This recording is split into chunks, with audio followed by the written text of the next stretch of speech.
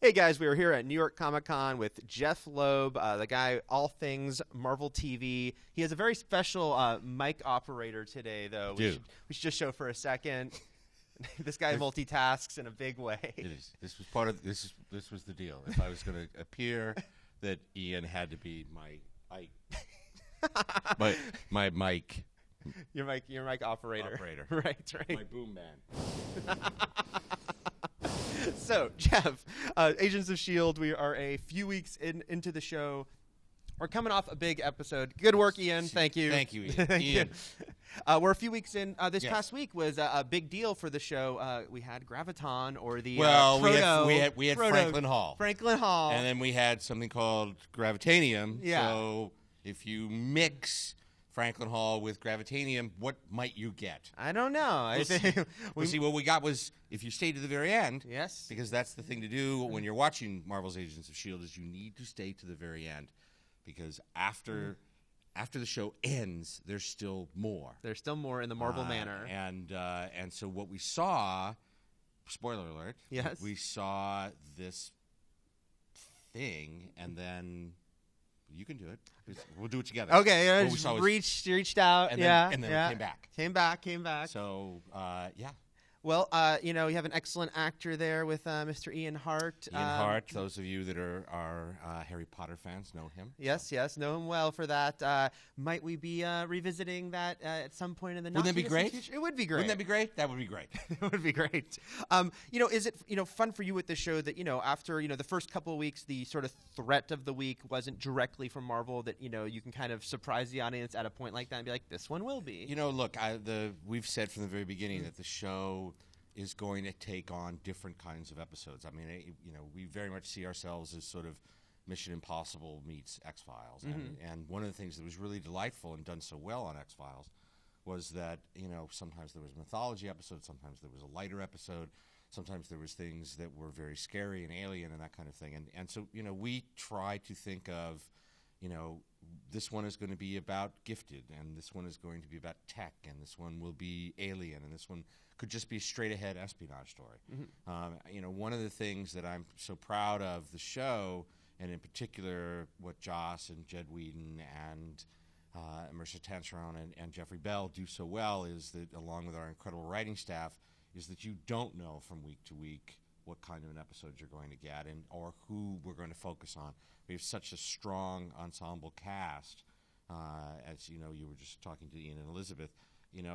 On so many shows, the lead character in a procedural will go down into the basement and have a conversation with the Geek Squad and say, here's a bullet, tell me who the killer is, right, and then leave, and then sometime later he'll come back and there'll be a scene with them again. But you don't ever go there on their own.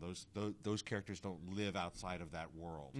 And what we've tried to do on the show is to make sure that every single one of our characters has a life, has a story, has a secret, has a connection with the other characters. And, that's one of the things that's very important to the writers on the show is that each character has to motivate story.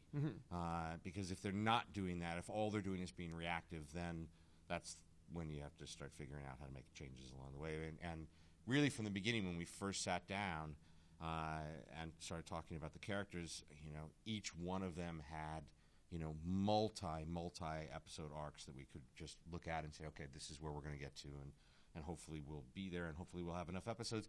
And we just found out this week, full season. The good news, which is that we got a full season. And so, I really do appreciate ABC doing that, because, particularly in this day and age where, there are so many choices that you can make on television, and to give yourself that kind of commitment to a show and then suddenly find out it's gone, you never get to see how it's resolved. You never get to see any of those things. And so, we're here to say we'll be here all year.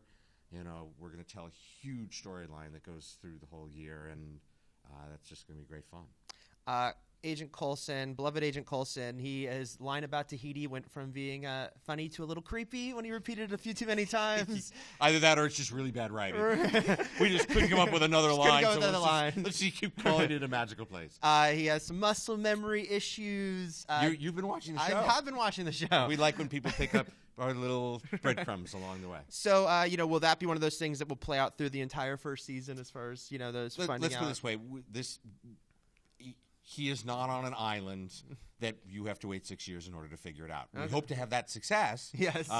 But there will be one of the things that's great about the show is that you might get an answer, but that answer may then take you into another mystery. So, obviously Coulson's story is a very important one. It is something that we're focused on, and we are very carefully telling that story in a way that we hope will be rewarding. Keep in mind that, we went into this thinking we only had 13. So the good news is that, there'll be lots of good stuff right up front. And then some really interesting twists. So we got Maria Hill in the first episode. We got Nick Fury in the second episode. Nick Fury came in and told us to fix our plane. He did. And we've heard that Titus Welliver is returning for the Agent 47 short. Yes, Agent 47. Agent Blake will be joining us. And what we didn't know was that Titus and Clark go way back. And they came on set and had this complete geek fest. And it was just it literally was like two guys that we pulled off the convention floor arguing about, which was better, Iron Fist when he was by himself or when he teamed up with Power Man. It was we were like, guys, we have to go back and shoot a scene now. And they were like, hang on a second, we're just having an important conversation here. Right. So he's wonderful. And, knew him from Lost, and now he's, come in and done stuff for us. I know you have to keep your secrets on this show. We do. Anything you can tease about storylines to come, villains to come? Just everything that you're looking for.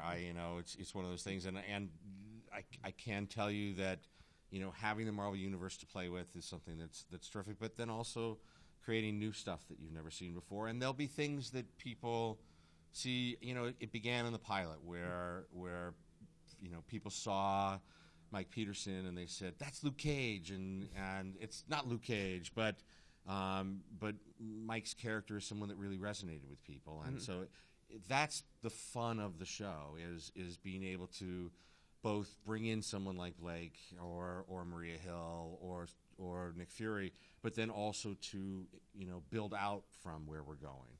And in the stories that are coming down the road, Ian and Elizabeth were just talking about this.